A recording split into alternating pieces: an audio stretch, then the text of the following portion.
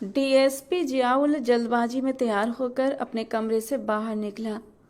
Police station से उसे कई बार कॉल आ चुके थे। एक बहुत जरूरी केस के बारे में कुछ महत्वपूर्ण सबूत मिले थे जिन्हें देखकर वो किसी नतीजे पर पहुंच सकता था। इसी जल्दबाजी में वो बिना नाश्ता किए घर से बाहर जाने लगा। तभी पीछे से उसकी दादी की आवाज़ आई, जियाउल वापस लौट कर आओ। जियाउल समझ गया कि अब दादी की डांट खानी पड़ेगी। उसने मन ही मन सोचा, इससे तो अच्छा नाश्ता कर लेता, क्योंकि दादी का लेक्चर जब शुरू होता था तो बहुत देर तक चलता था। दादी प्लीज़, आज बिल्कुल भी टाइम नहीं है, ना तो आपकी डांट खाने का और ना ही नाश्ता करने का। दुनिया इधर की उधर हो जाए जियाउल, लेकिन तुम नाश्ता किए बिना घर से बाहर कदम नहीं निकालोगे। समझ क्या रखा है तुमने मुझे? हाँ, तुम्हारे लिए मैं सुबह से किचन में नौकरों से मिलकर नाश्ता बनवा रही हूँ। 8 दिन बाद तो तुम घर वापस आए हो और अब बिना नाश्ता किए घर से बाहर भाग रहे हो, ये सोचे बिना कि बूढ़ी दादी तुम्हारी खातिरदारी के लिए 2 घंटे से किचन में लगी हैं। दादी यार प्लीज, किसने कहा था आपसे इतना सब कुछ करने के लिए? 1 कप जूस से ही मेरा नाश्ता कंप्लीट हो जाता, ये कहकर उसने प्यार से दादी के गले में बाहें डाल दी। मुझे अच्छा नहीं लगता कि मेरी प्यारी सी दादी मेरे लिए इतनी मेहनत करें। और दादी जो उसे सख्त सुनाने का इरादा रखती थी, उनका गुस्सा बर्फ की तरह पिघल गया। डीएसपी जियाउल हक उनकी पूरी कुल कायनात था। बेटे और बहू की अचानक हादसाती मौत के बाद जियाउल बिल्कुल टूटकर बिखर गया था। उस वक्त वो अपनी ट्रेनिंग के लिए गया हुआ था। माँ बाप की मौत से उसका मन इस कदर उचाट हुआ कि वो सब कुछ छोड़ छाड़ कर कमरे में बंद हो गया था। महीनों तक वो कमरे से बाहर नहीं निकला। ऐसे में दादी के आंसू ही थे जिन्होंने जियाउल को फिर से जिंदगी की तरफ लौटने के लिए मजबूर किया। और दादी भी अब बस जियाउल को देखते देखते जीती थी। चुपचाप बैठकर नाश्ता करो, उसके बाद कहीं जाना। और दादी की डांट से बचने के लिए वो चुपचाप नाश्ता करने बैठ गया। अच्छा जियाउल, एक बात बताओ, आज तुम्हारे रिश्ते के लिए जाना था, टाइम से तो आ जाओगे ना? दादी ने चश्मे के ऊपर से उसे गहरी निगाहों से देखा। दादी, ये डिपार्टमेंट तो मैंने आपको सौंप रखा है ना, आप जाना, लड़की पसंद करके आ जाना। मुझे आपकी पसंद पर पूरा भरोसा है।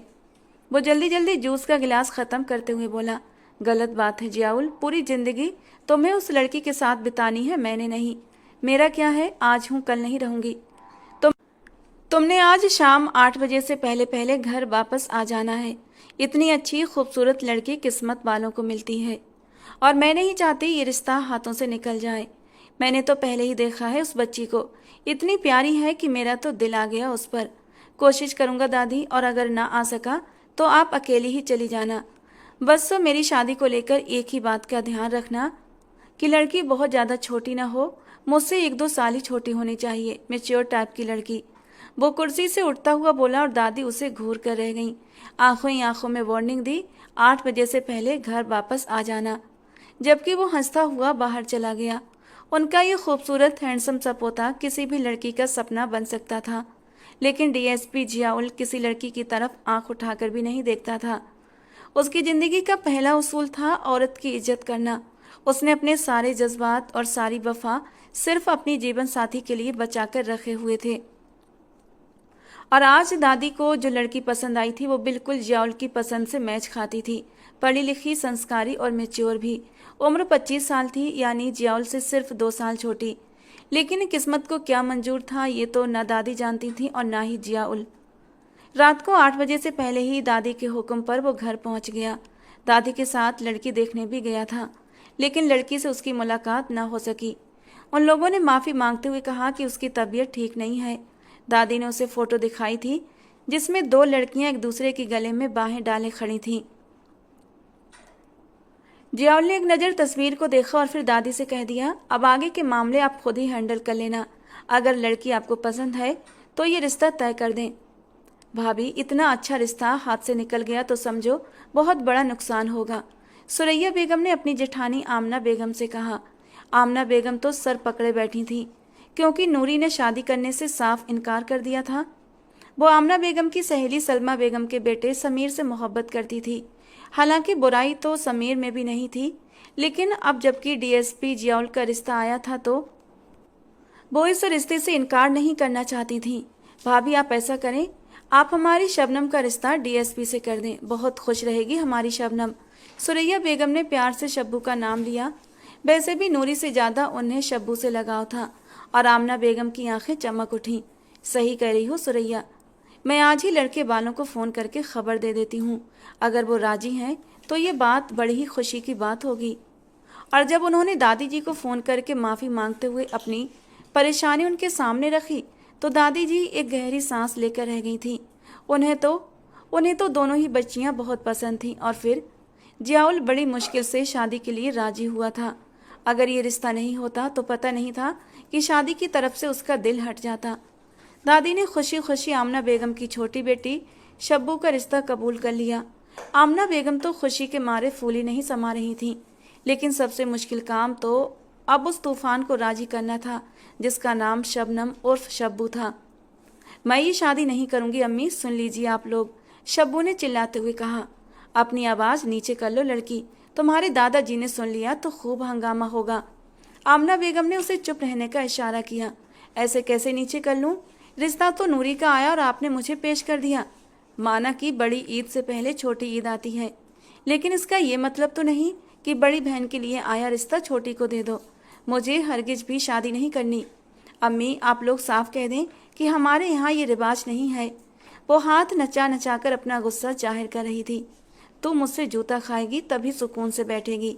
तेरी जबान बहुत कैंची की तरह चलने लगी है। आमना बेगम ने उसे गुस्से से धमकाया। हाँ तो क्या मैं बोझ हूँ जो इतनी सी छोटी उम्र में मुझ पर जुल्म करने लगी? छोटी पूरे 19 साल की हो गई हो। आमना बेगम ने उसे गुस्से से घूरा। और जबान 50 साल की औरतों की तरह चलती है। पास बैठे कासिम ने भी अपनी राय देना जरूरी समझा। अपनी चोच बंद रखो कड़वे करेले। वो भी लड़ने झगड़ने को तैयार होकर कासिम के सामने तनकर खड़ी हुई।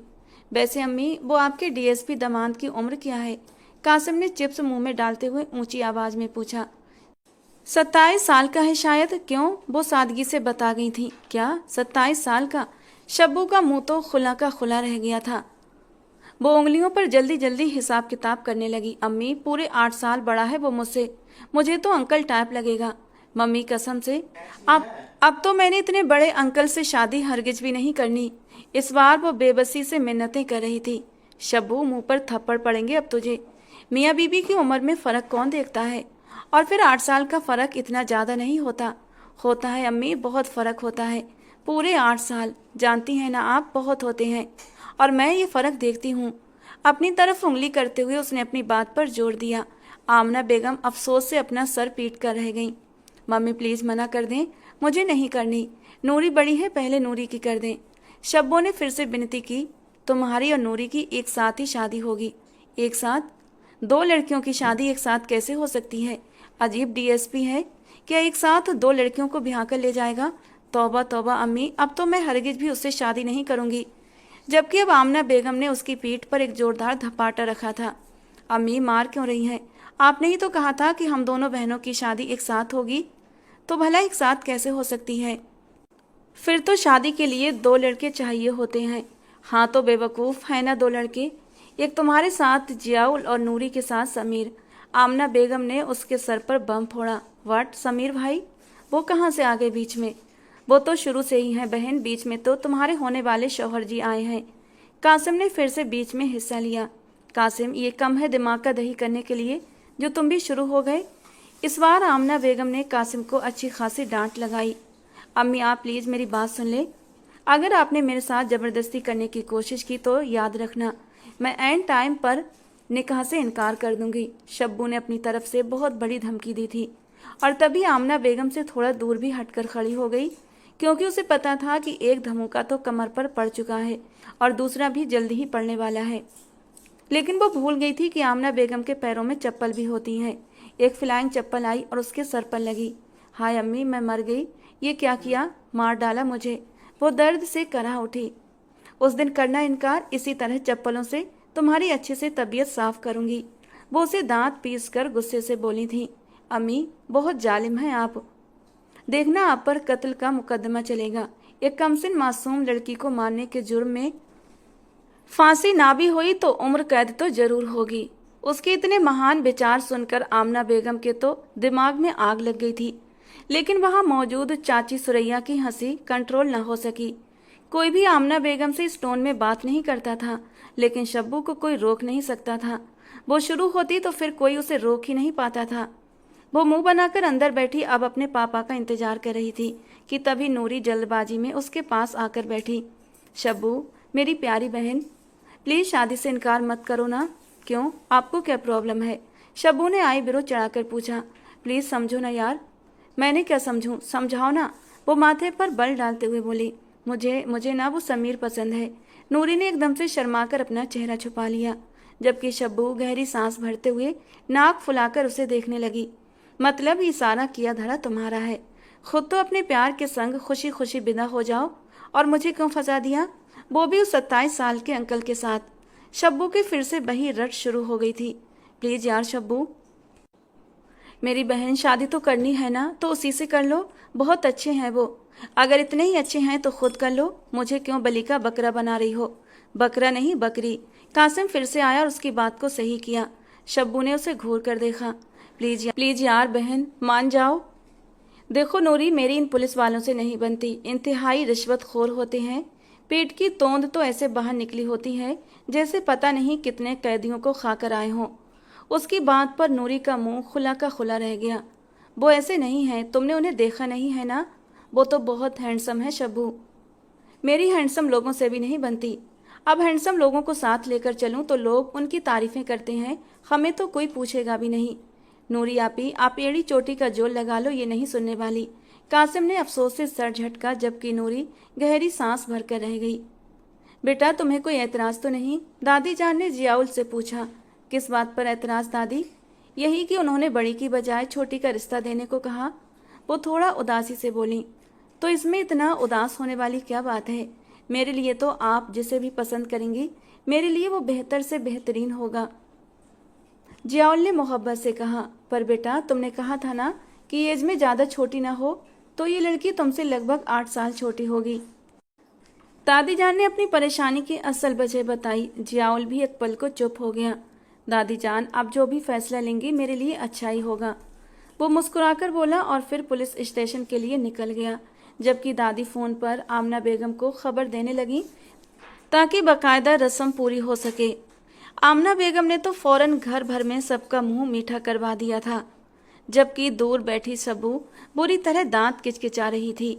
बुरे बुरे मुंह बनाने लगी। दांत पीसते हुए अपनी माँ को देखकर बोली, जरूर उन्हें निकाह थिएटर लगाना है। शब्बू होठों ही होठों में बड़बड़ाई थी। कितनी खुशकिस्मत हूँ मैं, मेरी दोनों बेटियां एक साथ अपने घर की हो जाएंगी। एक मिनट, ये क्या कह रही हैं आप? अभी तो सिर्फ निकाह का बोल रही थी। शब्बू को एकदम से होश आया। हाँ, अब हमारा इरादा बदल गया है। मैं नूरी को रुखसत करूं या ना करूं, तुम्हें जरूर रुखसत कर दूंगी। वो उसे इस अंदाज में बोले कि एक पल को सब तरफ सन्नाटा छा गया। शब्बू ने हैरत से अपनी माँ को देखा और फिर हंसते हुए सर ना में हिलाया। आपने हर मोड़ पर साबित किया है कि आप मेरी सगी माँ नहीं हैं। शब्बू का दिल बुरी तरह दुखा था। आमना बेगम उसका चेहरा देखकर लाजवाब हो गई। बहुत शौक है ना आपको मुझे इस घर से निकालने का? तो पहले ही साफ साफ कह देती। इतना ड्रामा रचाने की क्या जरूरत थी? वो एकदम से कड़वे शब्दों में बोली। शब्बू। शहरोज साहब के अचानक आने से शब्बू चौंकी, लेकिन आमना बेगम अभी भी उसकी बात में अटकी हुई थी। तुम्हारा निकाह और रुखसती मेरे कहने पर हो रही है, समझी तुम? अब जाओ अंदर। वो शहरोज साहब का गुस्सा तो हमेशा से ही मशहूर था, इसीलिए सभी उनके गुस्से से डरते थे। शब्बू को आज बहुत दुख हुआ। अपने कमरे में आते ही उसने दरवाजा लॉक कर दिया और आंसू लिए बिस्तर की तरफ बढ़ी। दराज से अपनी माँ की तस्वीर निकालकर अपने सीने से लगा लिया। मिस यू मम्मा। नुसरत बेगम शहरोज साहब की दूसरी बीवी थी। पहली बीवी आमना से उनके 2 बच्चे थे, कासिम और नूरी। नुसरत उनके दूर की रिश्तेदार थीं और फिर अपने बाप के कहने पर शहरोज साहब ने उन्हें सहारा देने के लिए शादी कर ली। उनके भी 2 बच्चे हुए, शबनम और अमजद। अमजद की पैदाइश पर नुसरत बेगम की हालत ख़राब हो गई थी और इस कदर हालत ख़राब हुई कि वो ये दुनिया छोड़कर चल बसी। अमजद को आमना बेगम ने माँ बनकर पाला, तो वहीं उन्होंने शब्बू को भी कभी माँ की कमी महसूस नहीं होने दी। उस वक्त शब्बू 4 साल की होने वाली थी, जबकि अब वो 19 साल की भी हो चुकी थी। आपको उसे डांटना नहीं चाहिए था शहरोज, आमना बेगम ने धीमे से कहा। वो आपके साथ बदतमीजी कर रही थी। आप अगर बोलती तो मुझे कुछ कहने की जरूरत न पड़ती। वो भी अफसोस से बोले। आप उससे सख्ती से पेश ना आए, कुछ ही दिन की मेहमान हैं। बोलने दे जो बोलना चाहती है, कहे लेने दिया करें अपने दिल की बात। वो शहरोज को समझा रही थी, बेटी जात है, सबके सामने यूँ जबान दराजी नहीं करनी चाहिए उसे। खैर अगले हफ्ते शादी की तारीख रखी है।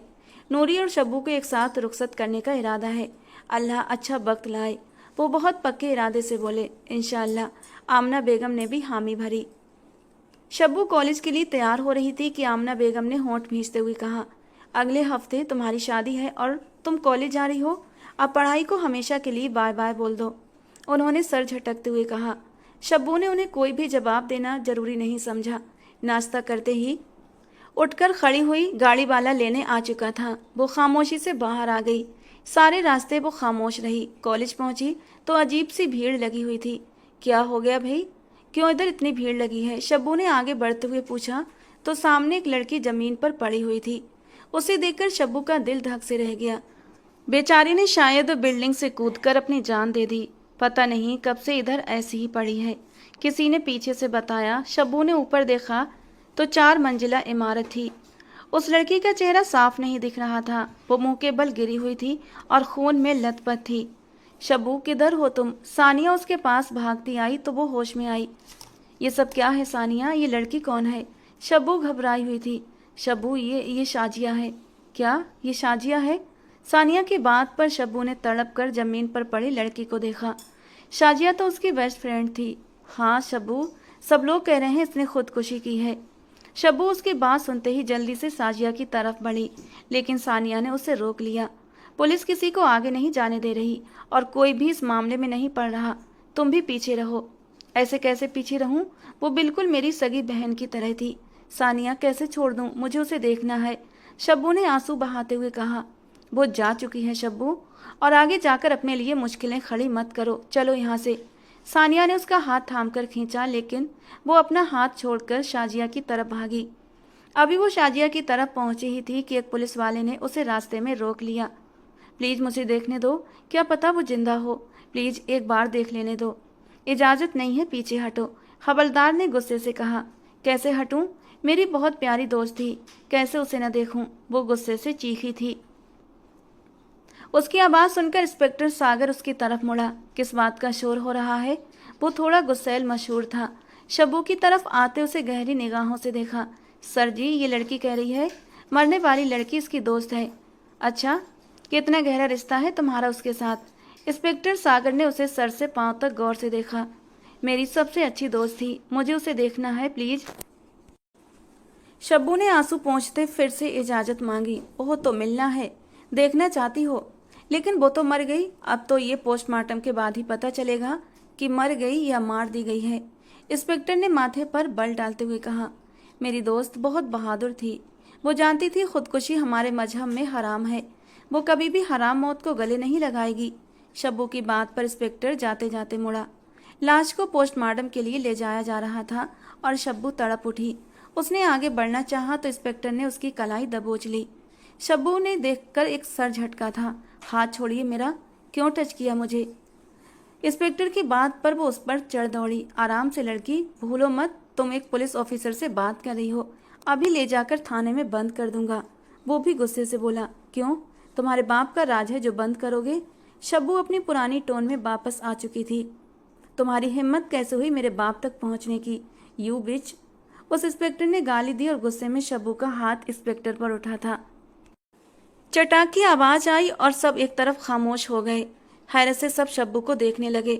मुंह तोड़ दूंगी तुम्हारा अगर कोई गलत शब्द मुंह से निकाला, शब्बू ने उंगली उठाकर कहा। इंस्पेक्टर सागर अपने गाल पर हाथ रखे शब्बू को सख्त निगाहों से घूरने लगा और फिर हवलदार की तरफ देखा, जिसके साथ लेडीज पुलिस भी थी। इसे लेकर चलो, बैन में डालो। इसने पुलिस वाले पर हाथ उठाया है, इसे तो वो सजा दूंगा कि सारी जिंदगी याद रखेगी।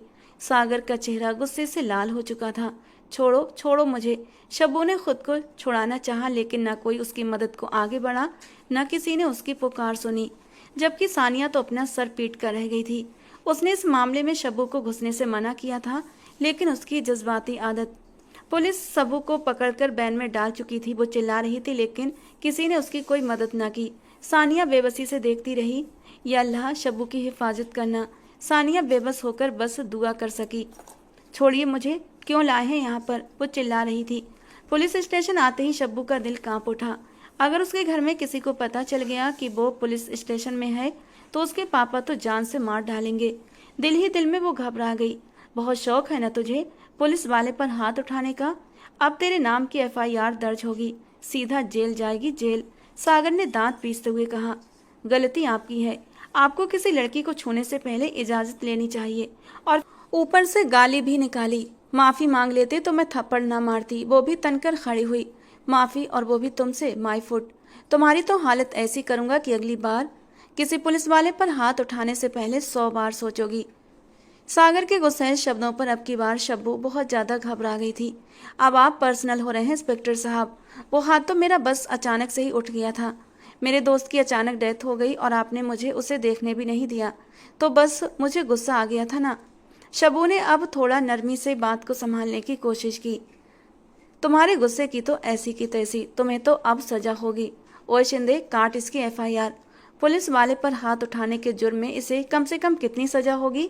अब सागर उसके नाजुक खूबसूरत सरापे को देखकर अपने मुंह पर हाथ फेरता शैतानियत से मुस्कुराया था।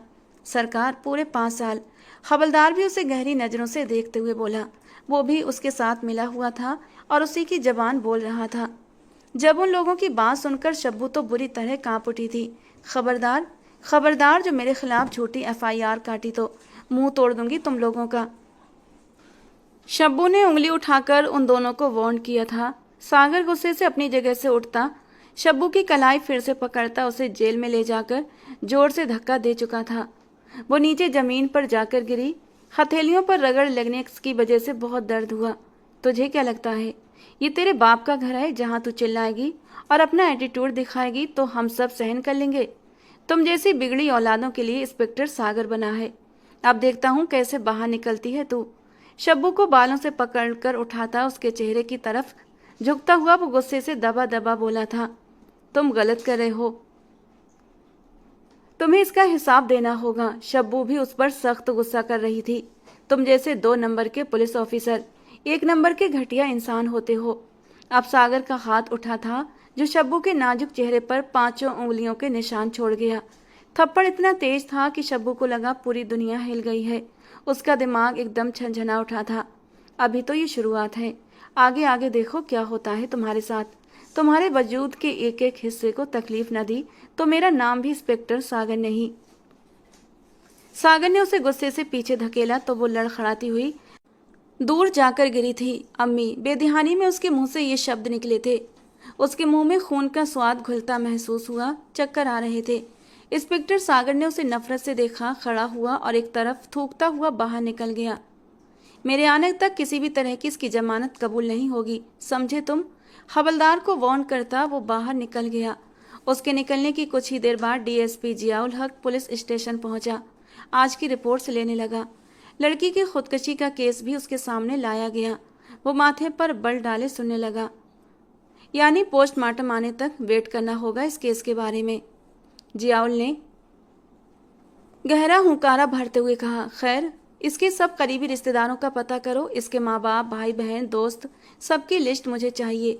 DSP ने संजीदगी से कहा। सर, एक लड़की को पकड़ा है सर सागर ने। बहुत ज्यादा सीन क्रिएट किया उसने। उस लड़की ने तो इंस्पेक्टर सागर के मुंह पर थप्पड़ भी मारा। हवलदार शिंदे ने फौरन सब कुछ बताते अपने आप को बचाया, क्योंकि वो DSP जियाउल हक के गुस्से से बहुत डरता था। लड़की? कौन लड़की? लेकर आओ उसे यहाँ। जियाउल माथे पर बल डालकर बोला तो हवलदार शिंदे थोड़ा सा घबराया, लेकिन फिर शब्बू को हवालात से बाहर निकालते हुए उसे जियाउल के ऑफिस में लेकर आया। शब्बू का सर अभी भी बुरी तरह घूम रहा था। DSP जियाउल एक पल में उसे पहचान गया था। उसकी दादी ने उसे दोनों बहनों की तस्वीरें दिखाई थीं और ये उनमें से एक थी। उसकी हालत देखकर वो थोड़ा उलझा था। फिर उठते हुए उसके पास आया। ये हालत किसने की तुम्हारी? उसके चेहरे पर उंगलियों के निशान साफ थे। नरम सफ़ेद गालों पर 5 उंगलियों के निशान साफ दिखाई दे रहे थे। शब्बू ने सर उठाकर सामने खड़े उस हैंडसम लेकिन गुस्सैल पुलिस ऑफिसर की ओर देखा। अभी वो एक पुलिस वाले से थप्पड़ खा चुकी थी, अब और खाने की हिम्मत बिल्कुल भी नहीं थी। इसलिए वापस सर झुका लिया। तुमसे कुछ पूछ रहा हूँ शब्बू, क्या है ये सब? जियाउल अब की बार गुस्से से बोला, लेकिन उसके होंठों से अपना नाम सुनते ही वो बुरी तरह चौंकी थी और हैरान निगाहों से उसे देखने लगी। आप मेरा नाम कैसे जानते हैं? शब्बू ने उसकी तरफ देखते हुए पूछा। ये मेरे सवाल का जवाब नहीं है। तुम यहाँ क्या कर रही हो और तुम पर हाथ किसने उठाया? अब की बार उसके पास आता वो पूछने लगा। शब्बू 2 कदम डर के मारे पीछे हटी। मुझे कुछ नहीं कहना प्लीज, आप मुझे शरीफ आदमी लगते हैं, प्लीज मुझे जाने दें यहाँ से। अगर मेरे घर वालों को पता चल गया तो फिर न जाने क्या से क्या हो जाए। पापा तो मुझे जान से मार डालेंगे। पहले ही वो मुझसे मोहब्बत नहीं करते, उन्हें पता चला कि मैं थाने में बंद हूँ तो वो मुझसे हर रिश्ता तोड़ लेंगे। प्लीज मेरी मदद कर दें, वो हाथ जोड़ते हुए बोली। एक थप्पड़ से ही शब्बू का दिल बुरी तरह डर गया था। उसे एहसास हो गया था कि वो एक लड़की है, नाजुक सी लड़की, और एक लड़की के लिए पुलिस स्टेशन सबसे गंदी जगह है। उसे बस कुछ भी करके यहाँ से निकलना था। बैठो। जियाउल ने नरमी से उसे चेयर पर बैठने का इशारा किया। और फिर बेल बजाकर उसने पियून को अंदर बुलाया। पानी लेकर आओ फौरन। पियून से कहता हुआ वो शब्बू के सामने टेबल पर जरा सा तिरछा होकर बैठा। तुमने पुलिस वाले पर हाथ उठाया? जियाउल की बात पर शब्बू की आंखें भीग गईं। उन्होंने मेरे साथ बदतमीजी की थी, मेरा हाथ थामा और मुझे गाली भी दी। वो बच्चों की तरह शिकायत लगा रही थी। उसकी बात सुनते ही जियाउल की मुट्ठियां सख्ती से भींच गईं। इंस्पेक्टर सागर की नेचर से वो अच्छी तरह जानकार था। पियून पानी का गिलास टेबल पर रखकर चला गया। जियाउल ने पानी का गिलास उसकी तरफ बढ़ाया तो उसने 2 घूंट पानी लेकर छोड़ दिया।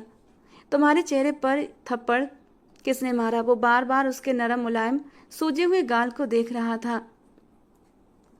अपने अंदर अंगारे भरते महसूस कर रहा था। भले अभी वो उससे किसी रिश्ते में नहीं थी, लेकिन अगले हफ्ते ही दोनों की शादी थी और इस रिश्ते से वो उसके लिए खास थी।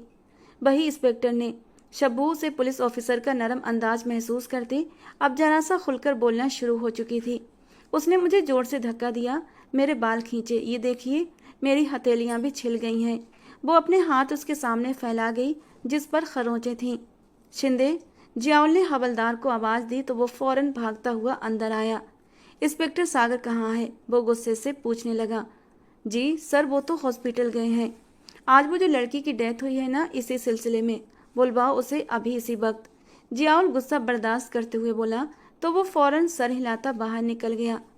जियाउल ने शब्बू की तरफ पानी का गिलास फिर से बढ़ाया। वो रोए जा रही थी और जियाउल ठहरा एक पुलिस वाला।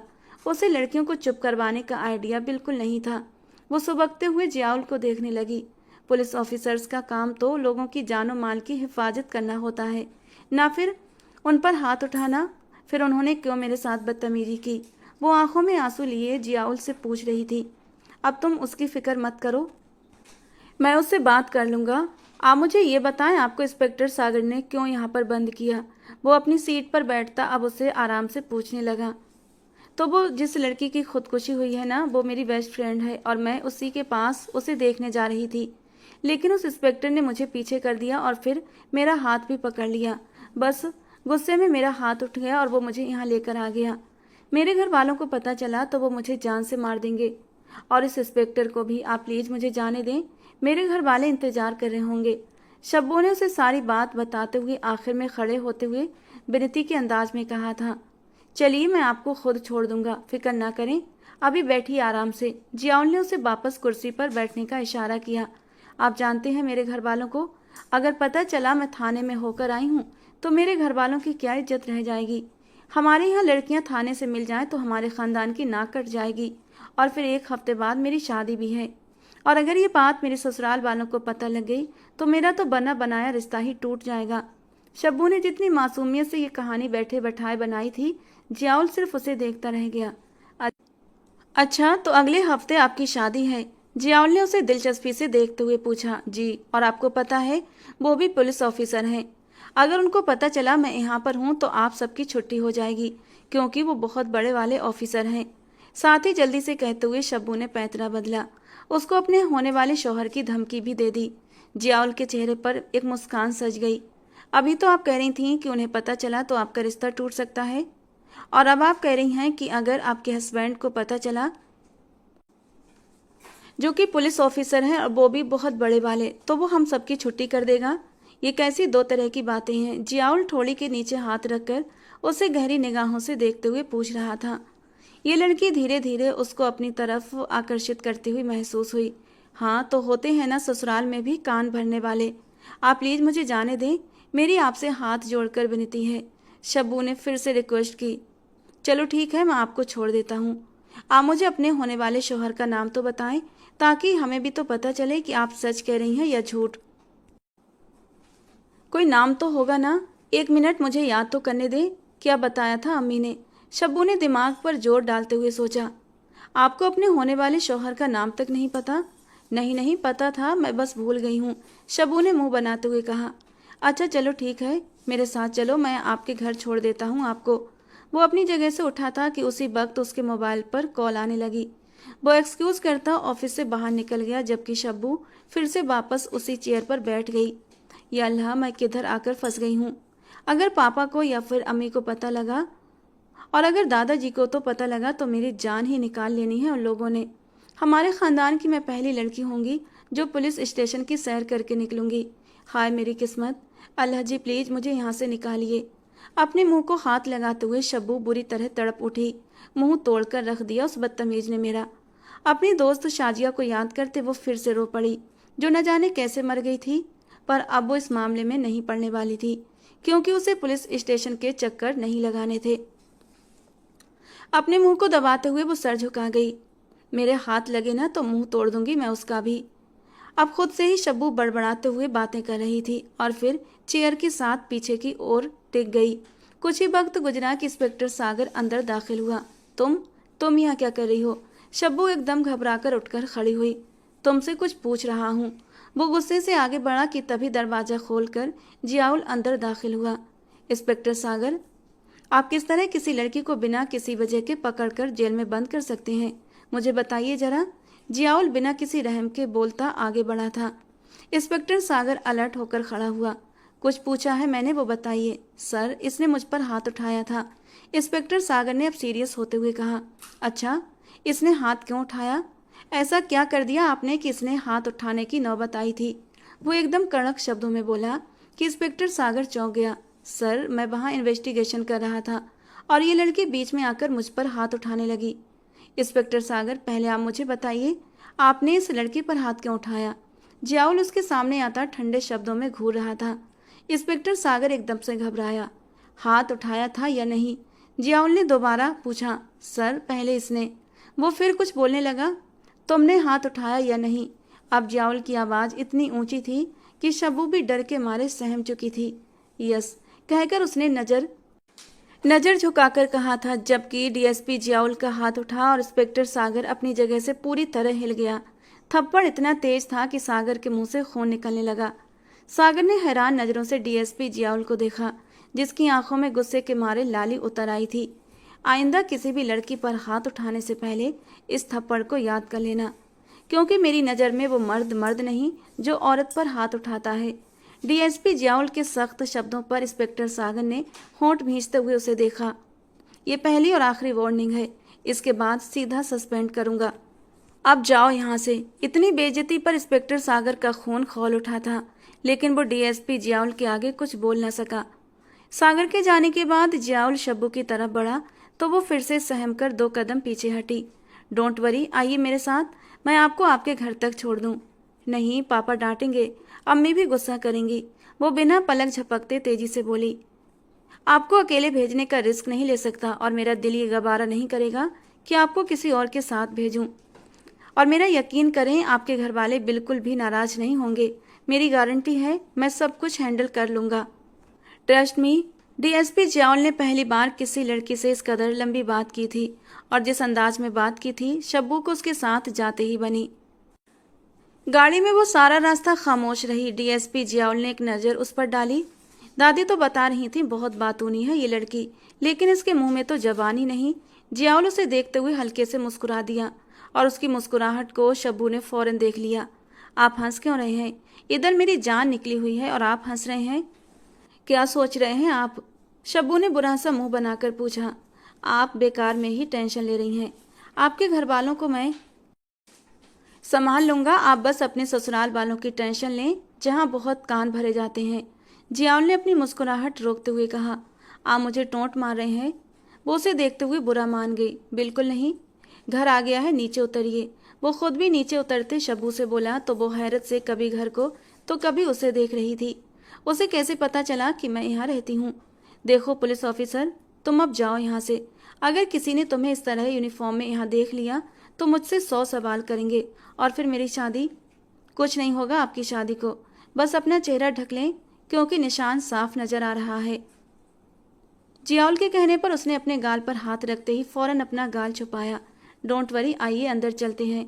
वो उसकी बात काटता दरवाजे की बेल पर हाथ रख गया। बस अब तो गए काम से। मुझे पहले ही अंदाजा लगा लेना चाहिए था। ये इंसान मुझे ट्रैप करके यहाँ तक लाया है ताकि मेरी शिकायतें कर सके। शब्बू ने परेशानी से माथा मसला। दरवाजा खुल चुका था। अरे जियाउल भाई, आप अंदर चलिए। कासिम उनसे हाथ मिलाकर अंदर आने की दावत देने लगा, जबकि शब्बू का तो मारे हैरत के मुंह और आंखें खुली की खुली रह गईं।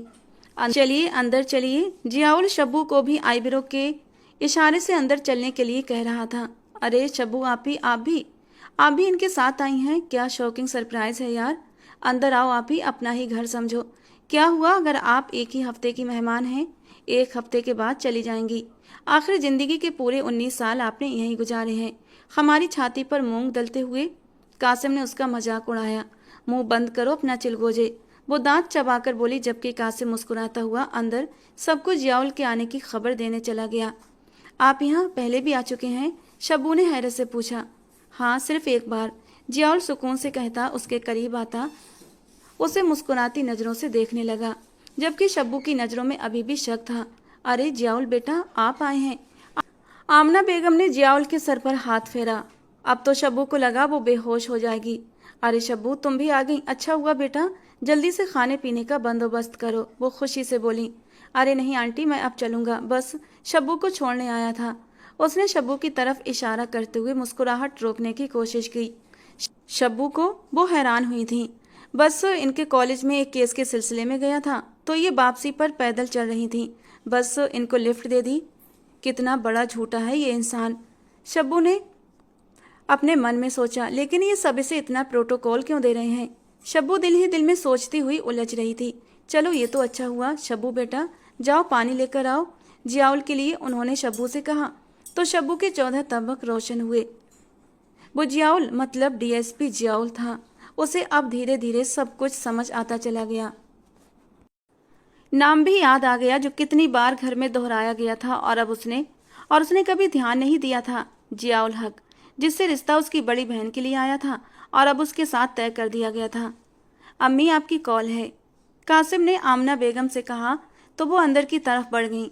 क्या हुआ, इतनी हैरत से क्या देख रही हो? जियाउल ने उसकी तरफ मोहब्बत भरी नजरों से देखते हुए पूछा। आपने मुझे पहले क्यों नहीं बताया? वो अब गुस्से से पूछ रही थी। क्या नहीं बताया? यही कि मैं ही आपकी ससुराल हूँ, या फिर ये कि 1 हफ्ते बाद आप मेरे घर और मेरे दिल की मलिका होंगी। जियाउल के शरारती शब्दों पर शब्बू के कानों की लौ लाल पड़ गई। आपको पहले से पता था तो आपको मुझे बताना चाहिए था ना। वो अब नाराज हो रही थी। जियाउल उसे बहुत गहरी निगाहों से देख रहा था। दादी ने कहा था मुलाकात कर लो। मैंने कहा जो आपको पसंद वो मेरी पसंद। अब देखो अल्लाह मियाँ का करिश्मा, आपकी मुलाकात मुझसे करवा दी। वो गहरा सांस खींचता बोला, जबकि शब्बू आज के तमाम हालात और बाकी बातों पर गौर कर रही थी कि क्या क्या हुआ था और उसने क्या क्या बोला था। इतना परेशान क्यों हो रही हो? क्या अच्छा नहीं लगा मैं? वो उसके पास आता धीरे से पूछने लगा और शब्बू का दिल धक से रह गया। वो इतने आराम से कैसे बात कर सकता था, वो भी पहली मुलाकात में। शब्बू की जबान तो तालू से जा चिपकी थी। इतने में कासिम खाने पीने का सामान लिए अंदर दाखिल हुआ। जियाउल भाई, उस दिन भी आप ऐसे ही चले गए थे, आज आपको ऐसे नहीं जाने दूंगा, वो प्यार से बोला। तो जियाउल मुस्कुरा दिया। बाकी सबने तो ओके कर दिया, आप भी डन कर दें। वो मुस्कुराकर एक आंख बिंक करता कासिम की तरफ पलटा, जबकि उसकी आंख का बिंक करना शब्बू को हैरत में बुरी तरह डुबो चुका था। नूरी, ये ड्रेस ज़्यादा अच्छा है यार, इसे ट्राई करो ना। समीर ने एक ड्रेस की तरफ इशारा किया। वो बहुत खूबसूरत था, लेकिन उसका कलर नूरी को पसंद नहीं आया। नहीं ना समीर, ये नहीं चाहिए, इसका कलर इतना डल है, मुझे तो कोई ब्राइट कलर लेना है। नूरी ने मुंह बनाया। पिछले 1 घंटे से यूं ही शॉप पर लेकर वो घूम रही थी और उसे कुछ भी पसंद नहीं आ रहा था। यार अब बस भी कर लो, ले लो जो भी लेना है, ये क्या तरीका है शॉपिंग का? मुझे और भी काम है। वो थोड़ा गुस्सा हुआ तो नूरी ने मुंह बनाते उसे देखा। नूरी शॉपिंग पूरी करो जल्दी। उसके देखने पर भी समीर संजीदा रहा। आपको काम था तो ना आते, मैंने कौन सा जबरदस्ती की थी आपके साथ। नूरी का मूड ऑफ हो चुका था। अब ड्रामा मत लगाना यहाँ पर। समीर ने आसपास देखते दांत पीसे। हमें घर चलना चाहिए, देर हो रही है। नूरी ने अब आंसू रोकते हुए कहा और आगे की ओर बढ़ी। ये नखरे किसी और को दिखाना, मेरे पास इन चोंचनों के लिए वक्त नहीं। जल्दी से लो जो भी लेना है। वो सख्त अंदाज में बोला तो न चाहते हुए भी नूरी की आंखें झिलमिला गईं। वो जो आपने पसंद किया वही ले लें, वो धीरे से बोली। और थोड़ी देर पहले समीर का पसंद किया हुआ ड्रेस ओके कर दिया। समीर ने घूरती निगाहों से उसे देखा और दुकान वाले से उसके और भी कलर पूछने लगा। उसने ढेरों ड्रेस खोलकर सामने रख दिए। जो कलर पसंद है फाइनल करो, समीर ने इस बार नरमी से कहा तो नूरी अपने आंसू गले में उतारती एक पिंक कलर के सूट को पसंद कर बैठी। समीर ने जल्दी से शॉपकीपर की ओर उसे पैक करने के लिए कहा। अब और कहाँ जाना है? दुकान से निकलते हुए समीर ने पूछा। घर, एक छोटा सा जवाब आया। नूरी, मैंने पहले ही कहा था मुझे नखरे मत दिखाना। मैं उन मर्दों में से नहीं हूँ जो नाच नखरे उठाएं। मैं प्रैक्टिकल बंदा हूँ, सादा और एकदम खरा। इसीलिए सीधे तरीके से बात करता हूँ और सीधे तरीके से सुनता हूँ। समीर, आपने इतना सख्त रवैया पहले तो कभी नहीं रखा। नूरी ने नम शब्दों में पूछा। मैं शुरू से ही ऐसा हूँ नूरी। तुमसे कभी बात नहीं हुई जो तुम मुझे जान सको, लेकिन सब घर वाले जानते हैं मुझे, मैं ऐसा ही हूँ। अब बताओ क्या करना है? वो सारी बात बिना झिझक के करता अब उससे पूछ रहा था और नूरी बस उसे देखने लगी। मतलब? नूरी को लगा वो अपने बारे में बात कर रहा है कि रिश्ता जोड़ना है तुमने या फिर तोड़ना है। नूरी का दिल जैसे किसी ने मसल कर रख दिया। यार पूछ रहा हूँ आगे और कहाँ जाना है? ज्वेलरी का भी बोला था ना मम्मी ने। वो कुछ याद करते हुए अब गाड़ी में बैठता नूरी के लिए भी दरवाजा अनलॉक कर गया। जी कहा तो था। नूरी अब जरा अपने खोल में बंद होने लगी थी। जितना वो समीर के साथ शॉपिंग पर आने से पहले खुश थी और उससे फ्रैंकली बात कर रही थी, अब उतना ही चुपचाप हो गई थी। समीर ने और कोई बात किए बगैर गाड़ी आगे बढ़ा दी। कुछ देर बाद वो ज्वेलरी शॉप के पास गाड़ी रोककर बाहर निकले। दोनों आगे पीछे ज्वेलरी शॉप में दाखिल हुए। वहां से ऑर्डर दी हुई ज्वेलरी उठाई। नूरी की निगाह खूबसूरत नाजुक से ब्रेसलेट पर जा टिकी और बहुत शौक से उसे देखने लगी। समीर जो मोबाइल पर लगा हुआ था, नूरी का ध्यान वो उस ब्रेसलेट पर देख चुका था। कुछ और लेना है क्या? समीर की पुकार पर वो बुरी तरह चौंकी। नहीं, बस घर चलें। वो धीमा सा मुस्कुराती बाहर की तरफ कदम बढ़ा गई, जबकि एकदम से उसको अपने खोल में बंद होता महसूस करके समीर खामोश हो गया था। वापसी पर गाड़ी में खामोशी रही। कुछ खाना है? समीर को खुद भूख का एहसास जागा तो उसने नूरी से पूछा, जो अब बिल्कुल ही चुप हो गई थी। नहीं, अम्मी ने घर बनाया होगा खाना। वो आराम से मना कर गई। मेरी अम्मी घर नहीं है, इसलिए मुझे तो भूख लगी है। किसी होटल में खाना खा लेते हैं। समीर नॉर्मल अंदाज में बोला। अम्मी ने बनाया होगा ना, वहीं खा लीजिएगा। नूरी ने ऑफर की। नो थैंक्स, मुझे अच्छा नहीं लगता किसी के घर बिना बुलाए मेहमान बनकर जाना।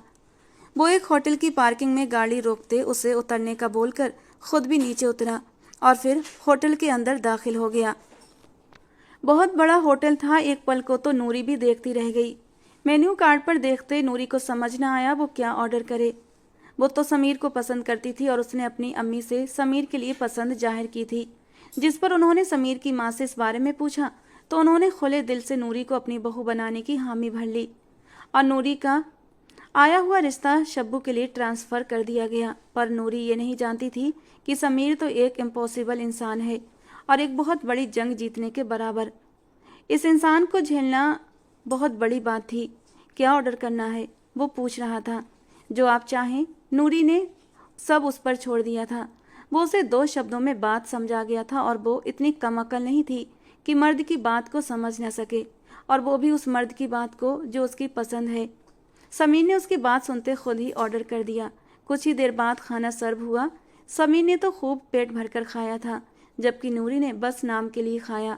कुछ भी उसकी पसंद का नहीं था सिवाय सामने बैठे उस इंसान के। चलें, वो बिल पे करता आगे बोला तो वो उसी वक्त उठकर खड़ी हुई। घर तक का रास्ता भी बेहद खामोशी से कटा था। लगता है बुरा मान गई मेरी बातों का तुम? समीर ने उसकी तरफ देखते हुए पूछा। नहीं, ऐसी तो कोई बात नहीं। नूरी ने जल्दी से सफाई दी। ये लो सारा सामान। वो उसकी तरफ सारे शॉपर्स बढ़ाता बोला। वो मैं नौकर को बुलाती हूँ, वो ले जाएगा। नूरी ने इतना ज़्यादा सामान देखते हुए कहा। क्या मतलब? ये 4 शॉपिंग बैग के लिए तुम बेचारे नौकर को बुलाओगी? खुद उठा लो, ज़्यादा वजन नहीं है। वो पहले हैरानी और फिर संजीदगी से बोला। नूरी ने उतरते हुए वो बैग्स अपने साथ में उठा लिए। वो उसकी तरफ पलटकर देखने लगा। आप नहीं आएंगे? समीर को वो बहुत मासूम लगी इस तरह पूछते हुए, जो उसकी सारी बातें चुपचाप मानती चली जा रही थी। लेकिन क्यों, वो ये जानना चाहता था। नहीं, अब एक ही बार आऊँगा। इतना कहने के साथ ही वो गाड़ी आगे बढ़ा ले गया, जबकि नूरी गहरा सांस भरते अंदर गेट की तरफ बढ़ गई। उसका सारा लाया सामान घर के लोग देखने लगे। ये सूट तो काफ़ी प्यारा है, लेकिन पिंक कलर तो तुम्हें पसंद नहीं, फिर ये क्यों ले लिया? उसकी चाची ने हैरानी से पूछा। वो समीर को पसंद है ना, इसलिए, नूरी ने बात बनाई। अच्छा, तो उसकी पसंद से शॉपिंग की है। चलो फिर तो बहुत अच्छा है। पहले ही एक दूसरे को समझ जाओ, आगे चलकर आसानी होगी। चाची, आप ये सब सामान देकर समेट लेना, क्योंकि मेरा सर दर्द हो रहा है और मैं सोने के लिए जा रही हूँ। वो वहीं से उठकर सीढ़ियाँ चढ़ने लगी, जबकि सीढ़ियाँ उतरती शब्बू बुरी तरह चौंकी थी। इसे क्या हुआ? इसका मूड इतना ख़राब क्यों है? लगता है वही एहसास हो गया इसे कि हर चमकती चीज़ सोना नहीं होती। सीढ़ियाँ चढ़ती नूरी ये शब्द आराम से सुन चुकी थी और उसका तंज भी समझ गई थी, लेकिन फिर भी खामोशी से ऊपर चली गई। चाची ने अपना सर झटका। अल्लाह अल्लाह करके शादी का दिन भी आ गया। निकाह के बाद सभी ने दुआ के लिए हाथ ऊंचे किए। नूरी की आंखों से आंसू बह निकले। वो जानती थी समीर जैसे इंसान के साथ जिंदगी थोड़ी मुश्किल से गुजरेगी, लेकिन अपनी मोहब्बत की वजह से वो ये सब कुछ बर्दाश्त करने के लिए राजी थी। अपने जिद्दी दिल के हाथों मजबूर होकर वो समीर की जिंदगी में शामिल हो गई। तो वहीं दूसरी तरफ शब्बू विदाई के वक्त एक आंसू भी ना गिरा सकी। बिल्कुल सपाट अंदाज में बैठी रही, जैसे सब एक ड्रामे की तरह चल रहा हो। बेटा, तुम नाराज हो? आखिरकार शहरोज साहब ने उसका अंदाज नोट कर लिया। ये हक आपने कब दिया? वो बिना उनकी तरफ देखते हुए बोली।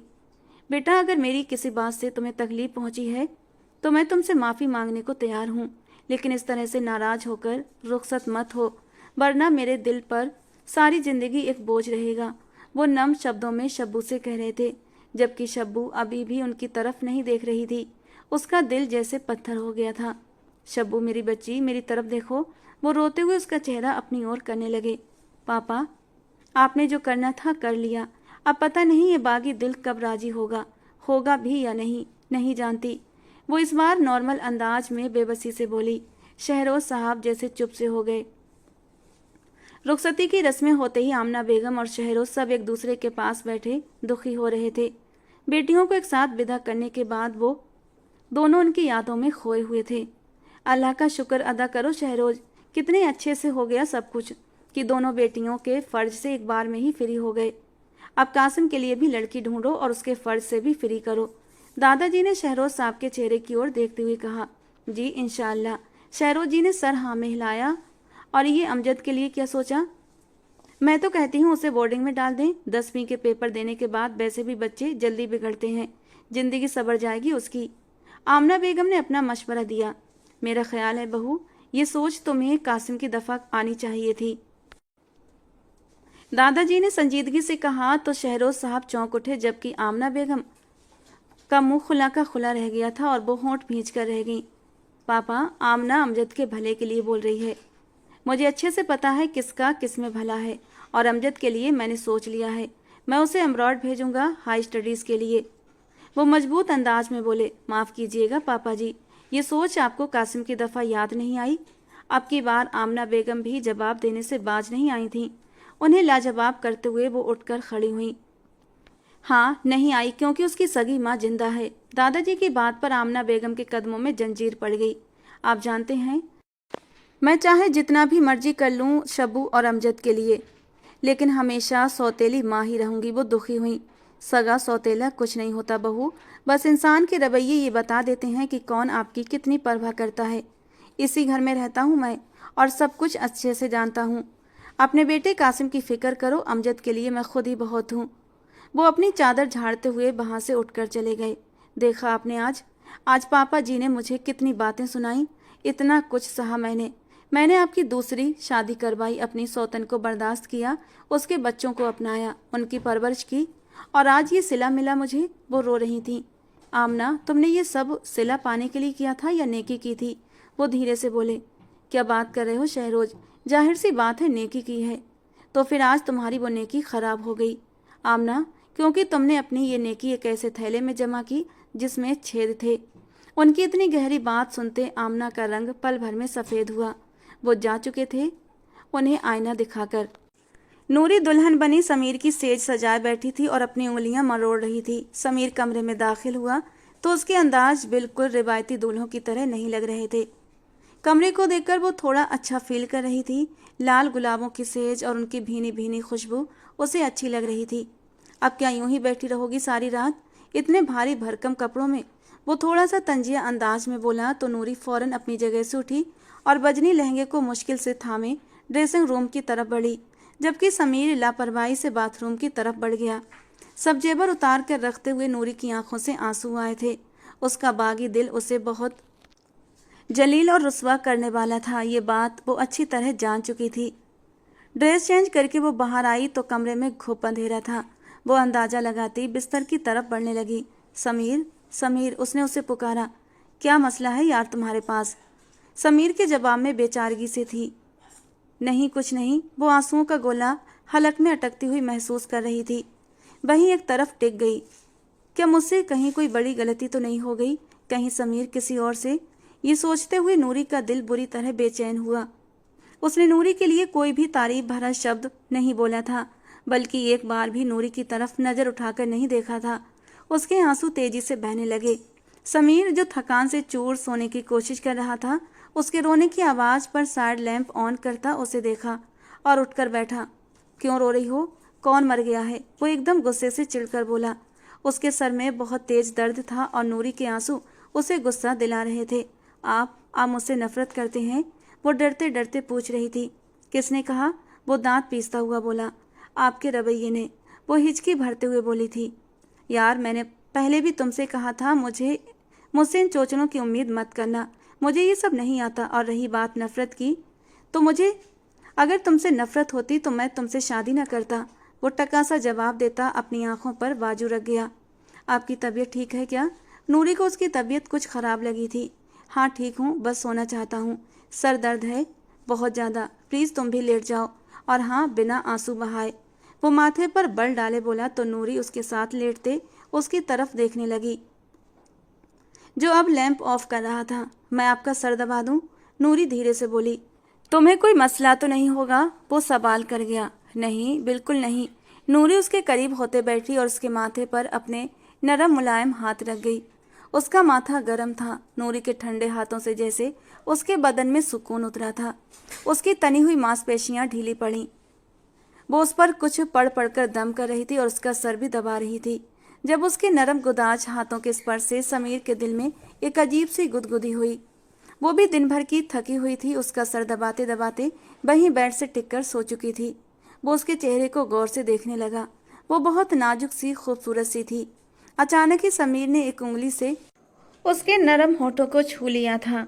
वो आज रात के तकाजे को पूरा करना चाहता था। उसे खुद में समेट कर उसे महसूस करना चाहता था, लेकिन वो इस कदर थका हुआ था कि धीरे धीरे उसकी आंखें बंद होती चली गईं। शब्बू, ये सब क्या है? जियाउल कमरे में आया तो शब्बू बिस्तर पर एक तरफ लहंगा चेंज करके नॉर्मल ड्रेस में बैठी थी, जबकि एक बैग भी उसने तैयार करके रखा था। ये मेरा बैग है डीएसपी, वो पूरे कॉन्फिडेंस से बोली। वो तो मुझे भी दिखाई दे रहा है, लेकिन ये पैकिंग करके कहाँ जाना है? मैं हॉस्टल जा रही हूँ, मुझे यहाँ नहीं रहना। शब्बू की बात पर जियाउल के होंठ भींचे थे, माथे की रगें तन गईं। वो उसे बिना कोई जवाब दिए सख्त नजरों से उसे घूरता रहा। ऐसे मत देखें प्लीज, मुझे जाना है और ये मेरा आखिरी फैसला है। वो उठते हुए संजीदगी से बोली। तुम्हारा दिमाग खराब हो गया है? आज तुम्हारी शादी हुई और आज तुम यहाँ से जाने की बात कर रही हो?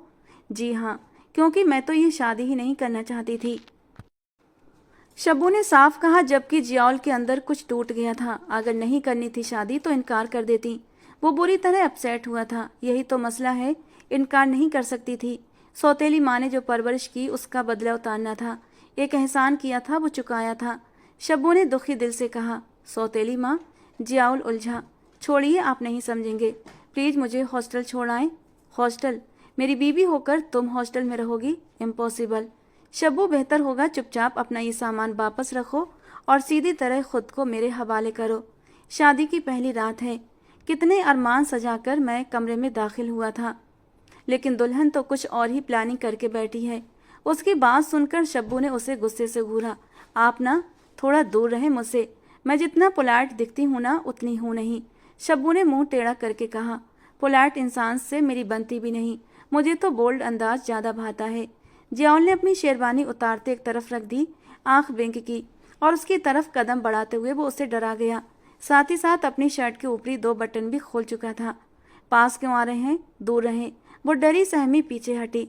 शादी तुमसे दूर रहने के लिए नहीं की है। जियाउल ने उसकी कमर में हाथ डाले उसे अपनी ओर खींचा था। मुझे शादी करनी ही नहीं चाहिए थी। खुद को उसकी पकड़ से आज़ाद करवाने की वो नाकाम कोशिश में परेशान हुई थी, पर अब तो हो गई ना, अब कोऑपरेट करो मेरी जान। वो उसको ठोड़ी की खम पर होंठ रखता हुआ गंभीर शब्दों में बोला, जबकि उसके होंठों के स्पर्श पर वो जी जान से कांप उठी। छोड़िए मुझे बेशरम इंसान। वो लाल चेहरे के साथ सर झुकाते बोली तो जियाउल का कहा गूंज उठा। शादी की पहली रात मैं तुम्हें बताऊंगा छोड़ना क्या होता है और छूना क्या होता है। वो उसको बाहों में भरे भरे पीछे की तरफ पलटा, लाइट्स बंद की और उसे बिस्तर पर गिराते तकिए पर उसका सर रख दिया और उसे काबू कर गया। शब्बू पैनिक मत हो, कुछ नहीं करूंगा यार, से बाय प्यार के। वो उसके माथे को अपने होठों से छूता, उसके माथे के साथ अपना माथा जोड़ गया। शब्बू की सांसें बुरी तरह तेज हुईं। डीएसपी प्लीज करीब मत आओ, वो हकलाते हुए बोली। क्यों क्यों तुम्हारे करीब ना आऊं तो कहाँ जाऊं, जबकि शौहर बीबी और बीबी शौहर एक दूसरे का लिबास होते हैं, और आज मैं तुम्हारा लिबास बनना चाहता हूँ। तुमसे अपने दिल को सुकून देना चाहता हूँ। जियाउल गंभीर शब्दों में बोलता उसके गाल के साथ अपनी बियर्ड को मिस करने लगा। मुझे थोड़ा सा वक्त दे दें प्लीज़, मैं अभी बहुत छोटी हूँ। आप जितनी हो जाऊँ फिर सुकून ले लेना। वो मज़े से बोली। अच्छा क्या आइडिया है जाना आपका, वाह वही वाह, लेकिन बहुत ही बेकार, और मैं इसे करने वाला नहीं, क्योंकि जियाउल डीएसपी का दिल एक बार जो ठान ले फिर वो अपनी भी नहीं सुनता।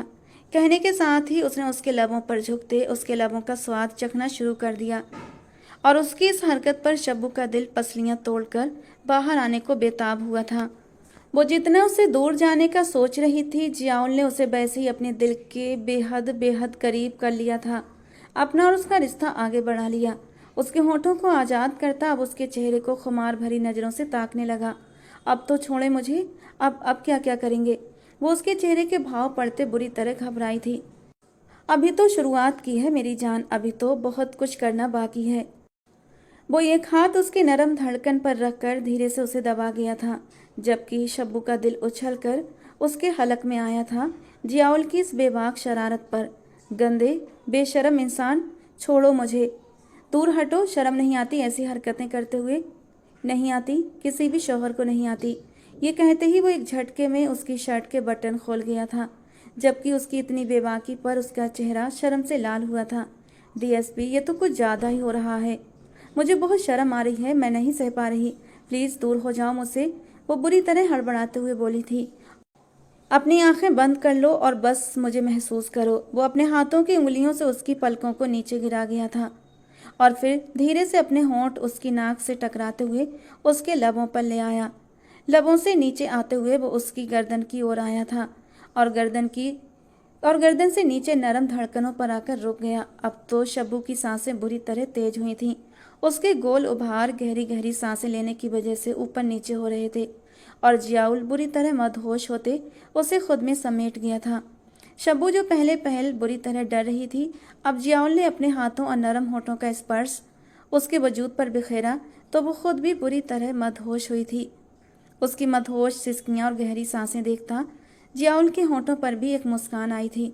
अब कहो क्या कहना है, दूर हो जाऊं या फिर खुद में और भी ज़्यादा भींच लूं? नहीं, दूर नहीं जाना। वो उसके सीने से लिपटी हुई धीरे से सरगोशी करते बोली थी। दूर नहीं जाना मतलब? वो अब उसकी हालत का मजा ले रहा था। मतलब मुझे आपके पास रहना है। क्यों, हॉस्टल नहीं जाना? वो शरारत से उसके कान की लौ काटते हुए बोला। नहीं नहीं, हॉस्टल नहीं जाना, यहीं रहना है आपके पास और यहीं से आगे की पढ़ाई करनी है। उसका दिल अब नए अंदाज से भरने लगा था, एक अजीब सी गुदगुदी होने लगी थी। उसका मन अब जियाउल से दूर जाने का बिल्कुल भी नहीं कर रहा था। वो उसके चौड़े सीने से लिपटी हुई अपनी गर्म सांसों से जियाउल को बुरी तरह मदहोश कर चुकी थी। वो उसी तकिए पर पलटता हुआ उसके उसके वजूद से अलग कर गया था, जबकि शर्म से शब्बू ने अपने दोनों हाथ अपने चेहरे पर रख लिए थे। और फिर जियाउल की अगली हरकत से शब्बू की आंखें बड़ी हुई थीं। आप पुलिस वाले तो बहुत ही बेशर्म होते हैं। जबकि वो उसके होठों को अपनी पकड़ में लेते उसकी आवाज़ बंद कर गया और एक झटके से उसकी नाजुकी में उतर गया। एक हल्की सी सिसकी थी जो उसके होठों पर दम तोड़ गई। उसने कसकर जियाउल की कमर में अपनी बाहें डाली थीं और इस मीठे से दर्द को सहन किया था। जियाउल ने पूरा ख्याल रखा था कि वो अभी कम उम्र है, नरम नाजुक है, लेकिन शादी की पहली रात थी, वो खुद पर कंट्रोल नहीं कर पाया और फिर रिश्ते की शुरुआत कर ही गया था। और फिर धीरे धीरे बहुत ही नरमी से उसे खुद में समेटता चला गया। समीर की आंख अचानक रात के 3 बजे खुली थी।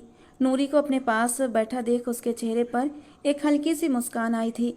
धीरे से दराज से नाजुक सा ब्रेसलेट निकालकर उसके हाथ पर पहना दिया। फिर उसका सर तकिए पर रखा और उसे गौर से देखने लगा।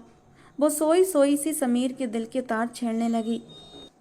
आगे बढ़कर अपने होंठ उसके माथे पर रख दिए और इस स्पर्श पर नूरी नींद में ही कसमसाई थी और फिर नींद में उसे जोर से हक कर लिया। नूरी के वजूद से लगते ही समीर के वजूद में एक स्पार्क हुआ था। एक अजीब सी हलचल हुई थी।